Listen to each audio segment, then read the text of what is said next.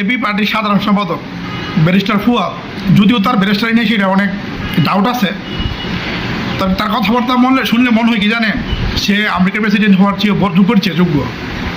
সে কিছুদিন আগে কইতাছে কি জানেন, যে শিক্ষকের কাছে তার কৃতজ্ঞতা বোধ নাই, সে যা নিজে নিজে শিখছে। এবং আরেকদিন কি একটা মন্তব্য করছে, ঢাকা বিশ্ববিদ্যালয় নাকি আপনার সব টাউটোটা তৈরি করে। আসলে ঢাকা বিশ্ববিদ্যালয়ের দোষ এর মতো মানে কী বলে এটা 2 নম্বর ব্যাচটারটি।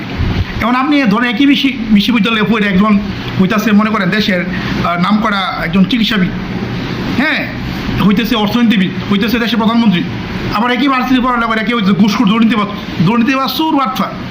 ব্যারিস্টার পদ 2 কাতারের সুর বাটফারের মতো বুঝছে জিনিসটা। সবচেয়ে যে ভয়ানক একটা ইয়ে করলো, সে কী করছে জানেন, সে কইতাছে কি যে এমপি মন্ত্রী হওয়া লাগে তাহলে ব্যাপার না। বাইরে ভাই, মানে এর কথা শুনলে মানে হাসি পায় শুধু। তো এমপি মন্ত্রী হলে ব্যাপার না, এগুলো তো ছোটো পোস্ট। আমাদেরকে বড় বড় দল অফার করতেছে। ভাই তুমি না প্রার্থী হয়েছিল তোমার এলাকায়, ভোটাভুটির মাধ্যমে হাসছো না, গুহার আদি হাসছো ভোটাভুটির মাধ্যমে। এইগুলা চাপাবাজি।